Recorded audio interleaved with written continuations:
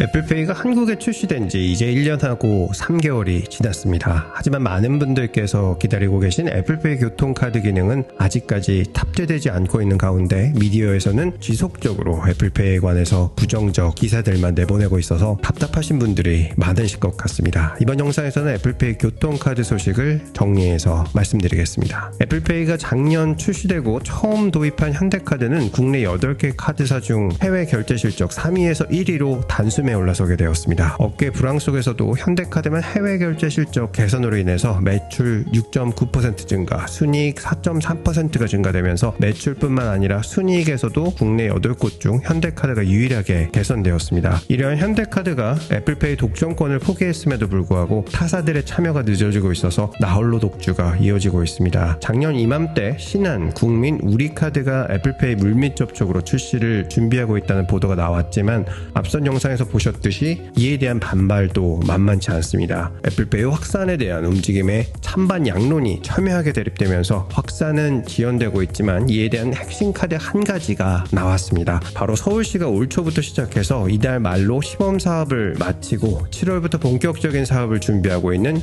기후동행 카드의 애플 지갑 모바일 등록을 논의하고 있는 것으로 알려져 있습니다. 먼저 기후동행 카드는 기후위기 대응과 시민교통비 부담 완화라는 두 가지 목적을 한 번에 달성하기 위해 서울시가 도입한 대중교통 정기권으로 이용자는 월 65,000원으로 서울 시내 지하철, 버스, 공공자전거 따릉이까지 모두 횟수에 관계없이 무제한으로 이용할 수 있습니다. 기후동행 카드는 70일 만에 누적 판매 100만 장을 기록하면서 오세훈 시장에게는 정책 밀리언셀러라는 별명이 붙기도 하였는데요. 시범 사업 기간 동안 1인당 월 평균 3만원의 절감 효과와 온실가스 9,270톤 감축의 효과를 본 것으로 나타나면서 결국 본격 사업 모드로 전환되게 되었는데, 현재까지는 기후동행 카드는 모바일 등록이 안드로이드 폰에서만 되다 보니 막상 아이폰 사용자가 많은 젊은층 인구의 유입은 크지 않았던 것으로 알려져 있습니다. 하지만 위기는 기회죠. MZ세대를 주축으로 젊은 세대는 아이폰 이용자가 많으면서 기후위기 인식에 있어서는 그 어느 세대보다 가장 앞장서서 행동합니다. 서울시 입장에서는 이러한 기회를 놓칠 수 없을 것입니다. 애플로서도 당장의 이익은 되지 않더라도 탄소 중립 실현을 선도하는 기업의 이미지를 확고하게 가져갈 수 있습니다. 다만 문제는 애플페이 도입을 위해서 서울시에 있는 모든 교통 단말기를 모두 EMB 규격에 맞는 단말기로 바꾸어야 하느냐에 있습니다. 이에 티머니와 힘원이 대주주인 서울시 그리고 애플의 지속적인 협의가 진행 중인 것으로 알려져 있습니다. 그리고 11월부터는 후불식 기후동행 카드가 지원될 예정인데요. 이를 바탕으로 여기에 신한카드가 애플페이 유치를 위해서 함께 논의를 하고 있는 것으로 알려졌습니다. 신한은행이 서울시 금고를 맡고 있기에 신한카드가 가장 유력한 사업자가 될 것으로 업계에서는 보고 있습니다. 만약 신한카드가 참여해서 도입하는 것으로 결론이 나면 결국 11월 이후에 교통카드 기능이 포함된 애플페이를 보실 수 있게 될 전망입니다. 영상 시청해주셔서 감사드립니다. 보스턴에서 루트9이었습니다.